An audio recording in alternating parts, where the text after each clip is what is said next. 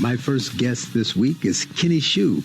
He is the founder of Color Us United, an organization advocating for a race-blind America, and the author of the new book, An Inconvenient Minority, The Attack on Asian American Excellence and the Fight for Meritocracy. We talk about his book, Discrimination Against Asian Americans in Higher Education, and the stereotypes about them in general. And here's the first segment of our interview. Kenny, welcome to the show. Thank you, Charles. Thank you for having me. So your upcoming book, An Inconvenient Minority, The Attack on Asian American Excellence and the Fight for Meritocracy, is coming out in the middle of July 13th, and available for pre-order now. I want to start off by asking you, the title is An Inconvenient Minority. What makes Asian Americans an inconvenient minority? Asian Americans are an inconvenient minority because they inconvenience the narrative of race that just says a minority has to be a victim of oppression and in a subordinate position to white people in this country. Asians are the exception that prove that the rule is wrong. The rule is that minorities need to be subordinate to whites for various reasons. And Asian Americans, of course, have higher educational attainment than whites. They have higher socioeconomic income than whites. By the way, they did not come from inherited privilege. Most of them came here with no wealth, and in the process of one or two generations have basically built up most of their wealth in this country. And that is an extraordinary story. That is a story that needs to be celebrated. But there are elites on the left who resent this because Asian Americans disprove their narrative of eternal racial separation. And elites at Harvard University do everything that they can to suppress this notion of Asian excellence, including discriminating against well-qualified Asian applicants in their admissions. And this book, An Inconvenient Minority, really is about this repression of Asian American excellence, but also the way that ordinary Americans of Asian descent are fighting it. Harvard has been in the news because they were sued, of course, but they're not the only elite school doing it. So let's talk a bit about Harvard and these admissions and how they are basically blatantly being racist against Asian Americans and getting away with it. So tell everyone about how this problem came up with Harvard. In 2014, a group called Students for Fair Admissions, which composed of Asian American applicants, sued Harvard for discriminating against them in the name of diversity. Now, Harvard says we want a diverse student body. But, you know, what's more diverse than an Asian American? But Harvard, of course, does not consider Asian Americans diverse because Asians are overrepresented. They consider Asians overrepresented. And Harvard's justification for discriminating against Asian Americans is basically, well, we want a diverse student body. We want to ensure that people come here with different backgrounds. Of course, this is making the stereotypical assumption that all Asians look the same and think the same, and just sit there and do math and don't talk and have no personality. And then, of course, when the admissions documents were revealed to the public, this is extraordinary. It was revealed that Harvard grades applicants on three factors: academics, extracurriculars, and personality. And Asian Americans had the highest academic scores, the highest extracurricular scores out of all of the races, but they had the lowest personality scores out of all of the races. And this personality measurement, how did they get it? It's basically largely a subjective evaluation. You don't even meet the applicant. You just evaluate. And, you know, this case has become a national interest case, not just because of the way that Harvard discriminates against Asian Americans, but because of the very nature of their evaluation process. Who is actually at the wheel talking about these things? And that's what this book, An Inconvenient Minority, is exploring. So that's a good point when you talk about who's at the wheel, because that's the problem in anything we talk about, especially today where everything's about race and equity instead of equality and those things. Even if you believe them, you have to wonder, but you're still going to have problems because people are not infallible. And if they're making the decisions, there are going to be mistakes made. I want to get on the Harvard side a little bit, because you said something that's really important. You said that they were using 3 criteria to decide on admissions, and Asian Americans were at the top of 2 of the 3. So that begs the question, even though you make it fairly clear that the third was subjective and probably added just for a way for the people who make the decision, how they can skew things the other way, because they can't do it with the grades. So here's a criterion we can use that we can kind of, that's malleable, and we can and move it the way we want, which is fine. That's cool, whatever.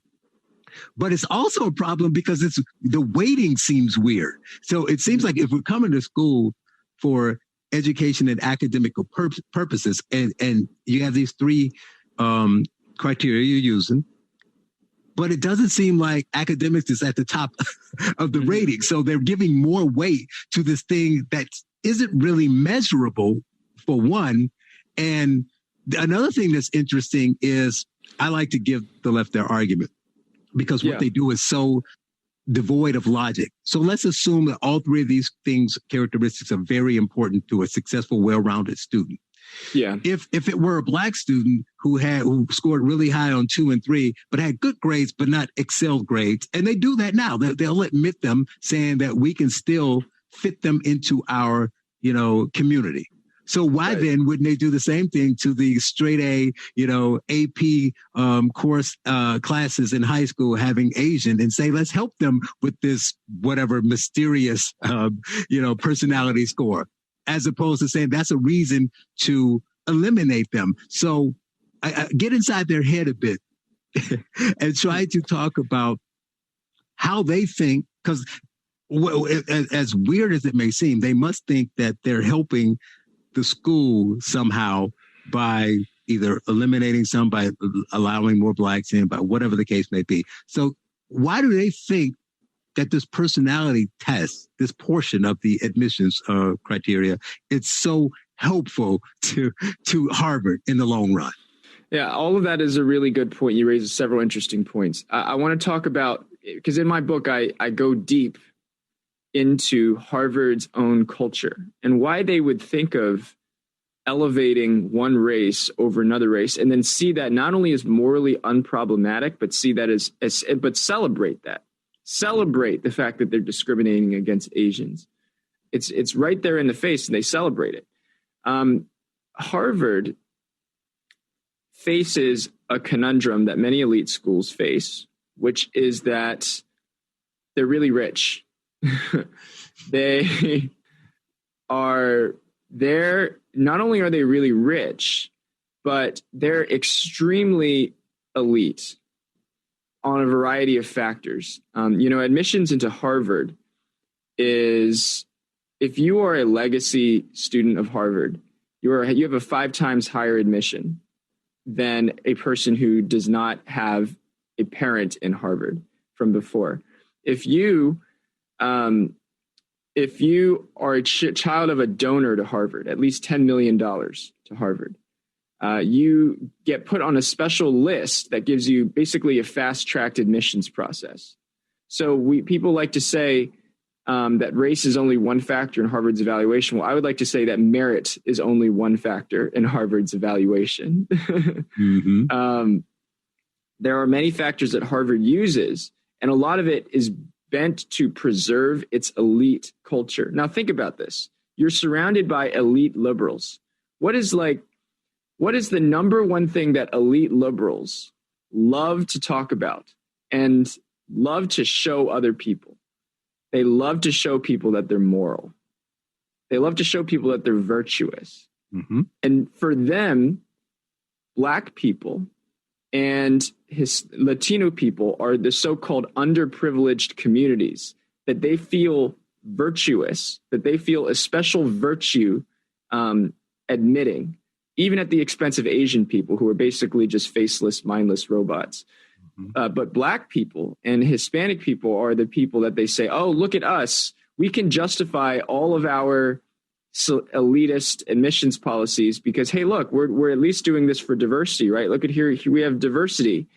And of course, they're talking about Black Americans and Hispanic Americans. That's the way that they look at people. That's the way that they look at people, not as individuals, not on the basis of their merit, but at certain, but as an example of the virtue that they can bring to the campus. Coming up, more with Kenny Xu, author of An Inconvenient Minority. You're listening to The Charles Love Show on AM 560, The Answer.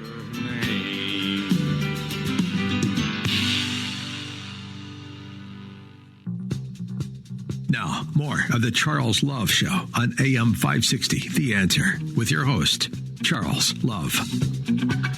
Welcome back. I am continuing my conversation with Kenny Xu, founder of Color Us United and author of the upcoming book, An Inconvenient Minority. And in this segment, we go deeper into the challenge of Harvard and the discrimination of Asian applicants. And he was talking about these three measures they use. Obviously, everybody would assume grades and extracurriculars, but the personality test. So here I asked him to give us a little more clarity on what this entails. One last piece on this personality thing. Yeah. You briefly talked about how they don't even meet the students. So are they saying that they are not personable enough, that they're not outgoing enough? What is this supposed to say about any applicant that they're using against Asian Americans? But what is this part of the application process saying about that student? They're saying there are too many of you. But from that standpoint, when they give us what they're saying, hey, we're going to add this personality score. Are they trying to say, well, you won't fit in, or the other students won't like you? You can't pass the test? What are they trying to say that's so important for admissions that you need to score well on this personality portion? Well, they're saying Asian Americans lack some sort of leadership quality that Harvard has in their mission statement. That's what they're saying. Harvard's mission, if you look it up, is we want to produce the next generation of citizen leaders in our society. So when they measure personality, they claim to measure things like likability, humor, charisma, good social skills, and those kinds of things. And they will say Asian Americans lack those things. Now, you could make the argument, well, don't Asian Americans actually lack those things? But if you actually look at the objective evidence corroborating this, there's no corroboration because Asian Americans perform just as well as whites and higher than blacks and Hispanics on alumni interviews. When they're actually face-to-face interviewed by alumni, they perform just as well. Teacher recommendations almost as high as whites and higher than blacks and Hispanics. All the objective measurements that you could measure personality, Asian Americans perform great at. But on the personality score, Asian Americans are by far the lowest race out of all of the other races. And why is that? I mean, they're not meeting them. So what are they doing differently? That is it because it's not face to face? Is it the way they ask the question? Like, what is it? Do you think that makes them score as a group lower? There's two possibilities. It's either the Harvard admissions officer is biased against Asian Americans because they look at an Asian American and they look at all the extracurriculars that they take, Math Olympiad, debate club, those kinds of things. And they look at the scores that they get. And then they have this story in their head. There's a picture in their head of just an overachieving, grinding, test-taking nerd. And Harvard doesn't want too many of those people. Of course, they have that picture in their head. There was a student who applied to Harvard who actually, they did not know that he was Asian at first until they went to the alumni interview. And so he was just talking with one of the admissions officers. And the admissions, the Harvard case was going on. He asked the admissions officer about this Harvard case, and the admissions officer said, people just need to get over the fact that, a lot of these Asians are just people that we wouldn't want to admit that they don't have those personality skills. So there is an element of actual storytelling that they make. And of course, if the storytelling was all of the same things, all of the same extracurriculars, but the person was black, the story in their head becomes, oh my gosh, look at this guy, such an example of overcoming adversity. Right. And we have to look at this, just an amazing, inspiring story. We have to admit him right now. And this is why you have these stories. You have these stories of these people getting into like all 8 Ivy Leagues and, 11 of the top schools, MIT, Stanford, everything like that. and you look up the picture and he's always Black or Hispanic. He's never Asian, because an Asian would never get into all 8 Ivy League schools. Wow. It just doesn't happen. So it's about the story that they tell themselves when they admit these people. So we got this case, and, how is that developing? I know they lost in lower courts. So do you think there's a different argument, or it will be viewed a different way by the Supreme Court, or how do you think that is going? You need to think about how they evaluate the argument. The Asian American group, Students for Fair Admissions, lost at the district court because the district court evaluated discrimination relative to whites, not relative to the entire composition of the student body. The reason why is because the district is bound by a precedent called Grutter versus Bollinger, Supreme Court precedent in 2003 that said that diversity is a compelling rationale for universities to use race as a factor in their admissions, meaning that the Students for Fair Admissions had to prove a pretty high standard that they were not able to prove. Now, I disagree actually with the district court ruling. I think that there are a number of errors made in the district court ruling. But nevertheless, this Supreme Court case is much more interesting because it's actually about, can you discriminate against an applicant for any reason? Can you discriminate against an applicant based on their race when the applicant has to score 440 points higher on the SAT to have the same chance of admission as a Black person, which is what an Asian applicant has to do at Harvard? And so this is what makes this case in the Supreme Court much more interesting, because whereas the previous courts were chained to, well, I have to evaluate Asian Americans relative to whites, this court does not. But an interesting point that you brought it up about the Bollinger case, saying that race can be a factor, but Harvard isn't arguing that race is a factor. They're arguing that we have these tests that we give, these things that we use, academics, extracurriculars, and personality, and Asians just happen to be the people scoring poorly on the personality. If there were Blacks scoring poorly, then Blacks wouldn't get in. So they're not even claiming that they're using race. This is the completely schizophrenic part of the case.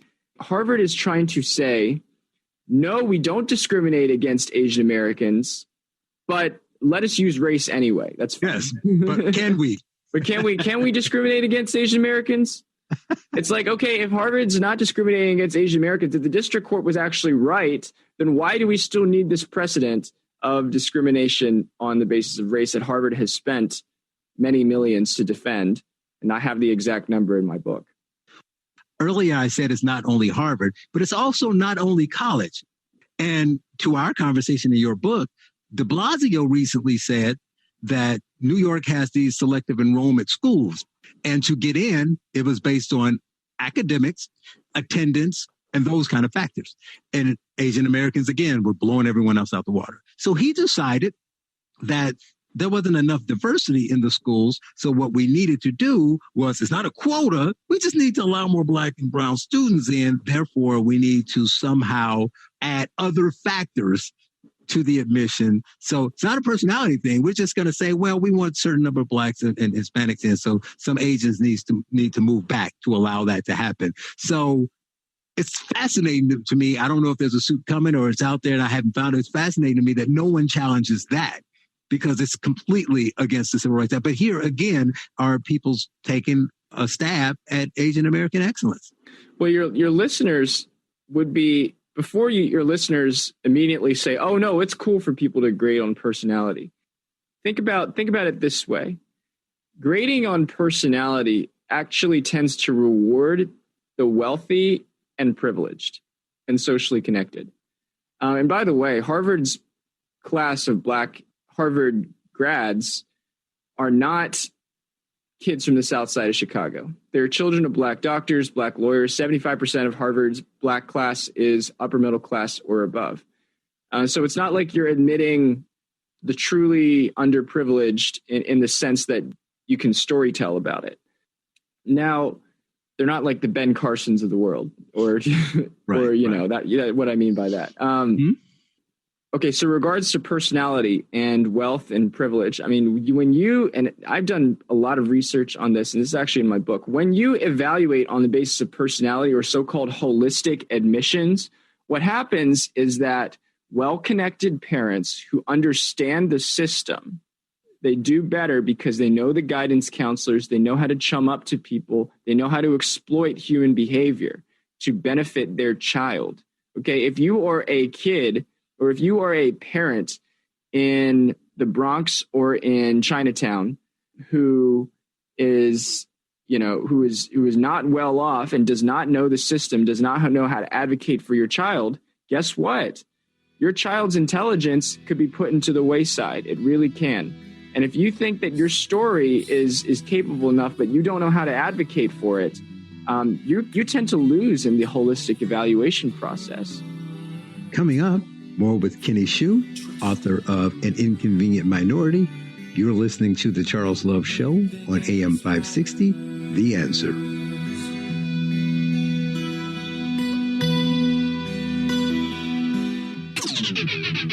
Now, more of The Charles Love Show on AM 560, The Answer, with your host, Charles Love. Welcome back. I am continuing my conversation with Kenny Xu, author of An Inconvenient Minority.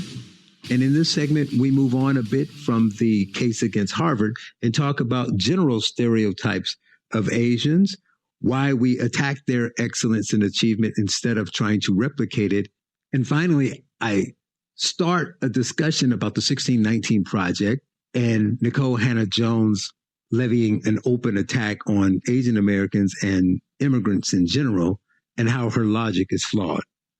Isn't there a problem in how Americans tend to lump all Asians together?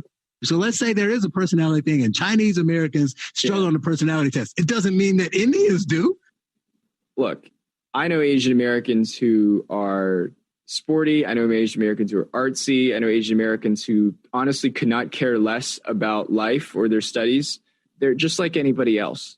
Now, they may be reared differently, they may be raised differently, but that's the result of a diversity of culture. And to pigeonhole everybody as, oh, you're just a bunch of Asians, it's like saying, oh, you're just a bunch of blacks, or you're just a bunch of Latinos, come in tango with me, or something like that. It's not a way to evaluate a person. It's like, do you want to be judged on what you can control about yourself, or do you want to be judged on what you can't control? This is what this admissions case is about. This is the fundamental principle. It's like, do you want to be defined on the fact that you look like somebody, or you look a certain way, or do you actually want somebody to care about your life and actually evaluate you on what you can contribute? Another thing I don't understand is if the Asians are excelling at such an incredible level above every other group academically, why don't we try to find out why? Unless we're all racist now and we think that there's some Asian gene that just makes it just born smarter than the rest of it. They're not really studying. They're just smarter than the rest of us and we can't compete, which is asinine. So if that's not the case, why don't we study what they do and try to replicate it? Blacks and whites and other groups can be achieving at the level that they are. Guess what? Asian Americans do not come to this country with a higher IQ than the rest of the population. And this is based on study and research. And actually, research shows that Asian American culture educationally, at the culture and the work hours that the Asian Americans put in, which is 15 hours a week, which are twice as much as the average American, by the way, that those work hours are able to make up for an entire 2 standard deviations in IQ. That means that an Asian who has an IQ of 100 is likely to perform better in educational and life outcomes than a white person with an IQ of 115. You know why? It's not because of IQ. It's because of the work ethic, the culture that they put in, the homework that they do, the studying, the stable family, and all of that tends to breed a better educated person that people should learn from, not resent. Okay.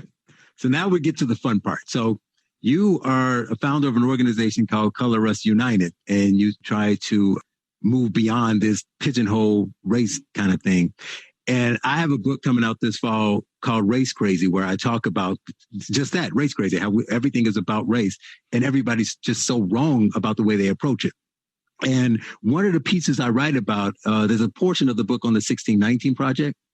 And this is key. I want to hear what you think about this. You may have seen some tweets, but I go in depth about this. So I basically, in a whole section, pick apart every essay in the 1619 Project.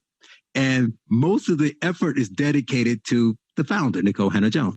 And so there's a portion, and historians have taken it apart, but they pick up one or two small pieces. There's far more there that people need to understand. And one of them is she claims that blacks, this is a quote from her, that black rights, the struggles that we've had, paved the way for every other right struggle. So she's saying that gay rights, Asian Americans, all the things that people have in the country, all the rights we have came from the Civil Rights Act and black struggle. And she challenged me on Twitter one day, and because I asked her, did she ever hear of Lum versus Rice? The point is, a lot of this is all about, we need to teach the true history. They stop talking about George Washington, Christopher Columbus. We need to teach black history as if if you want to teach true history and teach the good, the bad, and the ugly, I'm totally fine with it. But it's going to be interesting when they talk equity and they realize there's so many other groups you have to talk about. So I think very few Americans understand the Asian Americans, specifically the Chinese experience, right? Do they know that when after the Civil War and they had Reconstruction, you had these plantations that were growing things that people needed and nobody was working them anymore, that Asian Americans came in and worked at? That Asian Americans were in California doing the gold rush, that Asian Americans were working on the railroad, but they were getting paid less and treated terribly.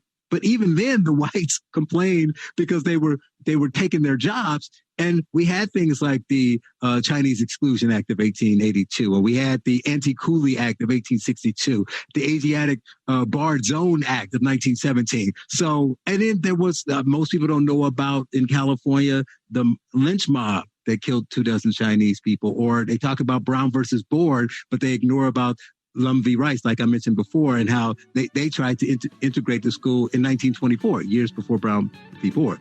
Nikole Hannah-Jones acts as if Asian Americans didn't come here until after the Civil Rights Act, which is foolish.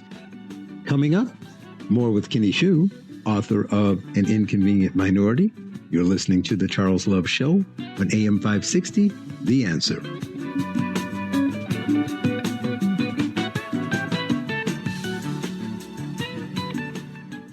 The Charles Love Show continues on AM 560, The Answer. Here's Charles Love.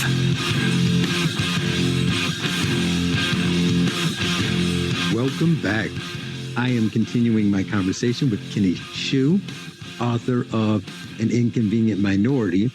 And in the last segment, we discussed Nikole Hannah-Jones, founder of the 1619 Project, and her open challenge to immigrants, basically saying they owe all of the privileges and freedoms they have to the Black struggle. And I was simply trying to point out, not negate the wonders and the hard work of that Black struggle, but not to negate what others put into the fight. Native Americans had their story, and so does the Irish and Chinese. And there were many things that happened to them that we also don't know and need to be taught when we're teaching true history. But that conversation with Kenny led us to a discussion on reparations.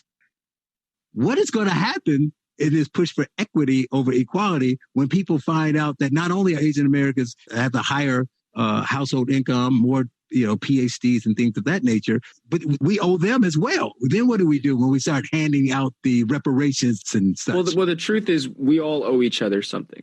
And I hate dividing people on the basis of race. It literally against what Colorists United, my organization, is about. But I mean, blacks owe Asians things, Asians owe blacks things, whites owe black things, blacks owe white things.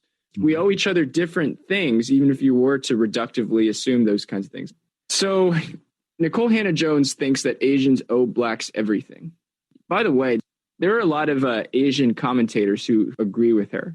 Viet Tran Nguyen basically wrote, like, Asians are victims of capitalism too, but we are less victims of capitalism than blacks were. And basically they're trying to establish a hierarchy. Basically, like, blacks are the most oppressed, and then Asians are like kind of are white adjacent. They're almost white, which is ridiculous when you look at the history. In California, which was a state that Black Americans fled to because of its relatively equal platform, actually, from the segregated South. Blacks enjoyed rights in California at the same time that Asian Americans, that Chinese Americans in California in the late 1800s were being denied the right of entry into California and were basically being brutalized in their Chinatowns and bachelor societies and everything like that. And so in California in the late 1800s, Asian Americans enjoyed far fewer rights than Black Americans did at that same time and at an intersection there. And so it's, if you want to study history, you want to talk about history, well, you got to talk about these inconvenient intersections of history that may challenge your narrative. Okay, do Asians owe black things for civil rights? Yeah, but a lot of the time, Black Americans now are want reparations for slavery and things like that, which is, in my opinion, it's something that is actually more reasonable than you think. But here's the thing: they should follow the playbook of Japanese Americans during the Reagan administration, because Japanese Americans actually got reparations for their internment, in the 1940s. So they actually led the way in this whole reparations debate. And if you want to learn something about reparations, maybe you should study up on them, not the other way around. But here's two other problems with the reparations, because you just made a great point about saying everybody owes everyone. So I just want to say, just to be fair, don't just teach. If you say what we've been doing in the past is unfair, don't overcorrect by being unfair on the other side. So I have several problems with the reparations thing, but one is, if you're going to give reparations, then you need to give reparations. And you mentioned a hierarchy that they're creating. So yeah, they get different amounts, but now you have to give Blacks reparations, Native Americans reparations, the Chinese reparations, the Irish reparations, the Jews reparations, Cambodians reparations. They all just get different amounts. And then, so everybody gets reparations. So then why is anyone getting reparations? Right. And this is part of the reason why they're creating a racial hierarchy. So that hopefully when the reparations get paid out, certain races will get more reparations than others. Yep. That's the idea. That's the idea of creating a racial hierarchy. It's basically a racial reparations hierarchy. I mean, yeah, it's just, there's no real way to do it properly and fairly, for one. The Japanese thing, they love to use that as an example, but there's various differences. Is, the internment, not saying the government didn't play a part in what happened in slavery and Jim Crow, but the internment was 100% government. There were no private companies doing it. This is what the government did to people. And the last time I checked, George Takei was actually in an internment camp. So it's not like he's the great-great-grandkid of someone who was in an internment camp, so let's give him money. They were giving money to the immediate people who were there, and maybe one generation back, some based on age. They weren't giving people, 5 generations removed. And that's what you want to do with slavery. Here's my thought on reparations. I would be interested in the idea of reparations for slavery if the following also happened. If also you eliminated all racial preferences, and you said you eliminated all racial preferences, you eliminated all race targeting programs, you eliminated racial categorization in the United States, which is what Colorists United is trying to do. You, in good faith, as a country, decided to, after this reparations, treat everyone basically colorblind. If all of those conditions were satisfied in a satisfactory way, I would say, okay, yeah, reparations is probably something we can go for. Because what happens is that when you reparation for something, when you repair for something, you decide on an amount and then the thing is repaired. Things are forgiven. You can move on. But if you repair somebody something and then you still have all of these programs, then you're just giving more to the side, and you're creating resentment the other way. So that's my thought on reparations. You have to say, okay, this is the payment that we're going to give you. And then after this, things are forgiven and things are cleaned and we start anew. Right. And I'm not sure if America is ready for that, but I don't know. No, they will not be ready. I am simply saying that people will not be willing to move on regardless of any reparations payments made by the government. Coming up, my final segment with Kenny Xu, author of An Inconvenient Minority. You're listening to The Charles Love Show on AM 560, The Answer.